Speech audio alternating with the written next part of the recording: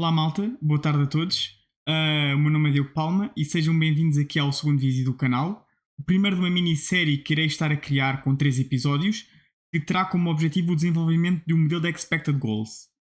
Eu inspirei-me num artigo do LinkedIn que vi da autoria da Pega Rahimian, que deu origem a um artigo no Journal of Sports Analytics, e partindo de base no artigo dela, tentei desenvolver um modelo bastante parecido em termos de métricas e tudo mais. No entanto, dei aqui um pequeno twist, ou seja, tendo em conta uma leitura que fiz recentemente no livro da editora O'Reilly, Hands-on Machine Learning with Scikit-Learn, Keras and TensorFlow, da autoria do Aurélien Geron, implementei esta metodologia de forma a tentar perceber que resultados teria e que tipo de modelo conseguiria criar com uma qualidade aceitável. Neste primeiro episódio, na prática, iremos apenas estar a desenvolver as métricas, todas inspiradas no modelo da Pega, que na prática, só para resumir muito rapidamente, é um artigo que numa primeira fase desenvolve um modelo de Expected Goals e numa segunda fase desenvolvem uma espécie de um modelo de Large Language Model que de certa forma lê os resultados do modelo de Expected Goals e gera um pequeno texto, um descritivo do remate, digamos assim. No meu caso, irei cingir-me apenas à parte de desenvolvimento do modelo, mas em vez de ser tão direto como ela, em que apresenta logo o melhor modelo, os resultados, eu irei estar a testar, neste caso, vários modelos e irei, de certa forma, comparar os meus resultados com os resultados do StatsBomb, ou seja, para todos os remates que eu consigo calcular no Expected Goal, o StatsBomb também eu já o tenho calculado e eu irei numa parte final a calculá-lo. Por isso, recapitulando, numa primeira fase, que é o conteúdo deste episódio, irei estar a tratar, de certa forma, os meus dados para criar uma base, ou seja, uma tabela de dados parecida com a dela. Numa segunda fase, irei estar a testar diversos modelos e perceber qual deles performa melhor com o meu dataset. E numa última fase, irei estar a comparar o meu modelo com o do StatsBomb, comparar a qualidade das estimativas, comparar a distribuição das minhas previsões com as do StatsBomb, e entre outras métricas que irei estar a calcular de forma a perceber a qualidade de um modelo e do outro e que tipo de previsões é que um tende a fazer. Iniciando então o vídeo, eu mais uma vez peguei em todos os dados que o StatsBomb, através da sua API, disponibiliza de forma gratuita e, de certa forma, iniciei aqui com algumas transformações para termos então um modelo muito parecido ao da Pega.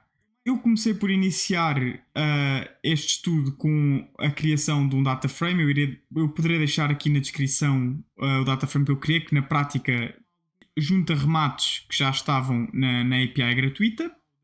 Como podem ver, iniciamos aqui com uma base de praticamente 4.000 remates e 150 features, ou seja, 150 colunas na nossa tabela original.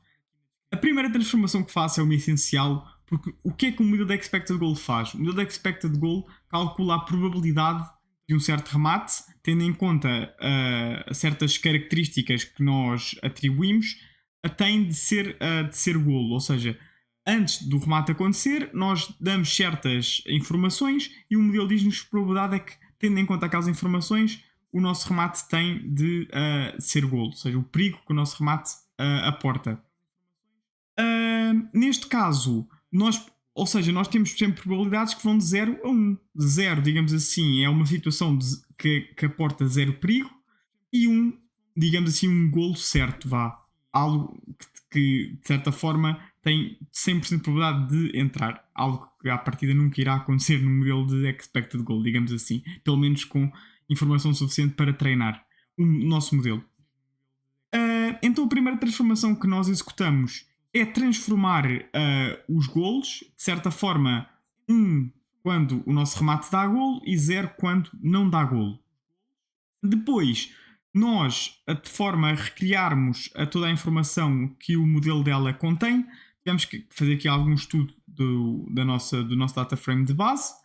Neste caso, tentámos perceber que categorias é que a parte do corpo do remate contém. Neste caso é pé direito, pé esquerdo, cabeça e outros.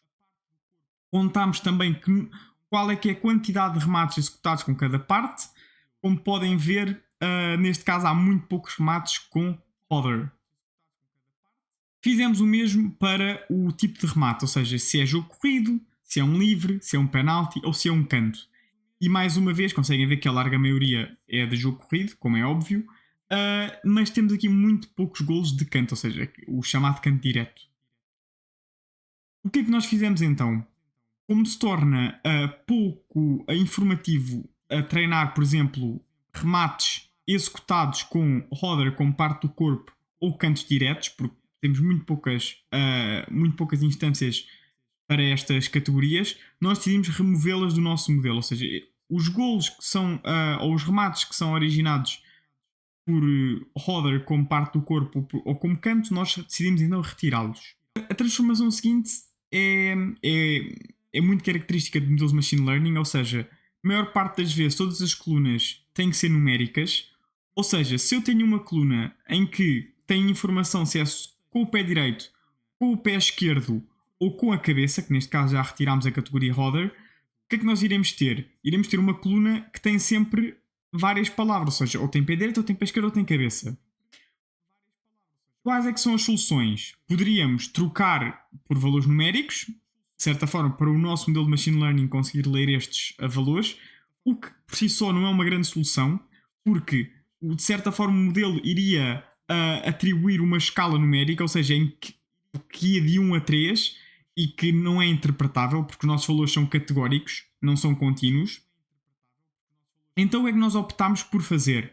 Optámos por fazer um encoding, ou seja, criar uma coluna para cada uma das categorias. Ou seja, uma coluna para pé direito, quando é pé direito é 1, quando não é 0. Uma para pé esquerdo e outra para o restante. O que é que nós fazemos aqui também? Para nós não termos, de certa forma, um raciocínio circular em que nós sabemos quando não é pé direito e quando não é pé esquerdo, automaticamente será a cabeça, nós retiramos este tipo de redundâncias, como ao tirar uma das categorias. Em 3, ficamos apenas com 2. Porque nós já, como acabei de explicar, quando nós sabemos que não é com pé direito nem é com pé esquerdo, não é preciso haver uma coluna a indicar-nos que é a cabeça. Por isso, nós retiramos esta primeira categoria. Nós, de certa forma, fizemos o mesmo para o Shots Type. Já tínhamos retirado a categoria canto completamente da nossa análise. E entre Open Play, Free Kick e Penalty retiramos porque não é necessário. Nós temos aqui outra categoria que é remates de primeira e, de certa forma, substituímos os nulos por 0. Ou seja, eu, após analisar aqui um bocado os nossos dados, para que poderíamos fazer esta transformação, ou seja, quando é 0, quer dizer que o remate não foi efetuado de primeira. Começamos então com a criação das nossas métricas. A primeira, neste caso, é a posição do guarda-redes. Nós precisamos bastante da informação dos dados 360, como já mostrei no vídeo anterior, que nos mostra a quando do remate a posição de todos os jogadores em redor, para saber a posição do guarda-redes. Nós então criámos aqui um pequeno loop para pesquisar em cada remate no frame 360 onde é que se encontra o guarda-redes e retirar então a posição desse mesmo guarda-redes.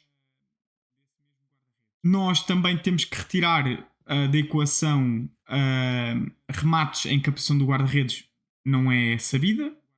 A nossa segunda métrica é a distância do guarda-redes à baliza. Após ler a informação do API, descobri qual é que é a coordenada da baliza e, de certa forma, calculo então aqui o módulo, ou seja, a distância num eixo do guarda-redes até à baliza. Nós também retiramos aqui, de uma forma muito parecida ao vídeo anterior, a localização final do remate.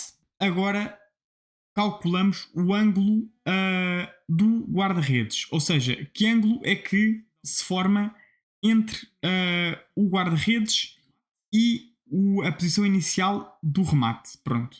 Isto dá-nos aqui outra informação que também se encontra no modelo da pega. Uma métrica bastante mais fácil de se retirar é a distância ao centro, ou seja, nós apenas sabemos que o centro se encontra na coordenada 60 e nós calculamos então a distância do início do nosso remate, do rematador ao centro do campo. Outra métrica bastante usada em diversos modelos que já tive a oportunidade de ler é o ângulo para a baliza. Nós na prática extraímos as coordenadas do posto direito e do posto esquerdo e depois calculamos então o ângulo formado entre o início do remate e os dois postes. Ou seja, quanto mais lateralizado é o remate, menor o ângulo, quanto mais uma posição central e próxima da baliza, maior é o ângulo do remate.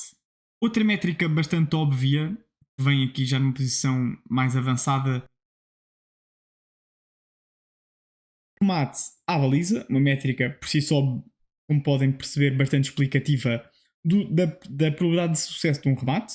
Outra métrica que também é usada no modelo original é o número de jogadores que estão a 3 unidades de distância do nosso rematador. Ou seja, nós na prática assumimos que o campo, cada unidade corresponde a 1 metro e calculamos no raio de 1 metro, de 3 metros, perdão, quantos jogadores estão lá presentes. Outra métrica bastante útil será o número de jogadores dentro do triângulo. Que triângulo é este? É o triângulo formado pelo rematador e pelos dois postos. Ou seja, irá haver um triângulo que tem como um dos vértices o rematador, outro vértice o posto esquerdo, outro vértice o posto direito, e nós contamos o número de jogadores que estão lá presentes. Ou seja, que estão na prática, no sentido mais intuitivo, estão na possível trajetória do remate.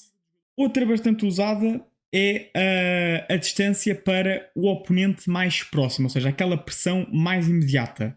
Nós apenas tentamos chegar à localização do jogador mais próximo e calculamos a distância entre esse mesmo jogador e o nosso rematador. Outra métrica também é o ângulo entre o nosso jogador e o oponente mais próximo, ou seja, é diferente este jogador apresentar-se à nossa frente ou nas nossas costas. Por exemplo, intuitivamente poderá estorvar mais que ele esteja a meio metro à nossa frente do que, por exemplo, a 40 cm atrás de nós. E é esta a intuição que esta métrica nos irá proporcionar. Como puderam ver ao início, nós já tínhamos 150 features. Acrescentando, acho que nós acabamos aqui com um dataset bastante denso, e nós agora basicamente vamos retirar da equação todas as métricas que já não nos são úteis nem para calcular nenhuma métrica, nem para acrescentar informação ao nosso modelo. Nós também vamos, após analisar aqui os nossos dados, reparei que existiam bastantes valores nulos para se o remate é penalty e correspondiam aqui a um pequeno defeito no nosso data frame, e eu tratei de retirar todas as linhas em que isto acontece, apenas um procedimento para assegurar aqui a qualidade dos nossos dados. Como último passo, então, aqui do nosso vídeo, nós iremos estar a calcular a correlação entre as nossas métricas. Qual é que é a intuição para este passo? Ou seja, métricas muito correlacionadas irão nos dar informação, toda ela muito próxima, ou seja, muito redundante. O nosso objetivo é ter métricas quão menos correlacionadas possível, tanto positivamente como negativamente, porque métricas pouco correlacionadas são muito mais informativas, ou seja, é redundante nós termos métricas altamente correlacionadas. Neste caso, eu assumi 80 a 0.8, tanto positivo como negativo, como um threshold para retirar, neste caso, as métricas altamente correlacionadas, quer positivamente, quer negativamente. E como podem ver, de facto, isto nunca acontece. Existem aqui alguns casos bastante próximos, como por exemplo angle to goal e shot distance to goal, que apresentam aqui uma correlação de menos 0.77. Existem também aqui outras duas, como por exemplo pé direito com pé esquerdo e, por exemplo, penalty com open play, mas como não superam aqui o nosso threshold de 0.8 ou de menos 0.8, optámos então por não retirar nenhuma.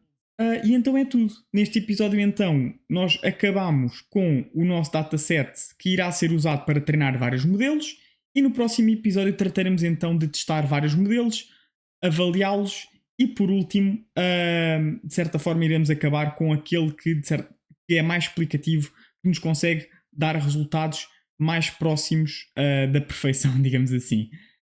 Da minha parte é tudo. Espero que tenham gostado deste episódio e acompanhem-me para os próximos 2, porque serão bastante informativos e bastante úteis caso queiram alguma vez criar algum modelo de Expected Goals. É a primeira vez que me encontro aqui a criar algo deste género, por isso se tiver alguma sugestão, alguma dica, algum reparo a todo o processo que eu fiz, estejam à vontade para deixar aqui nos comentários toda e qualquer sugestão que eu irei ler e irei responder com todo o gosto. Acrescento também, e já reiterando o que disse anteriormente, trata-se apenas de uma adaptação entre um artigo que eu li e um método que eu também tive a oportunidade de ler num livro. Por isso, se tiverem outra sugestão, outro método, outro processo, por favor indiquem que eu terei todo o gosto em ler e responder-vos. Muito obrigado e continuação de um bom dia.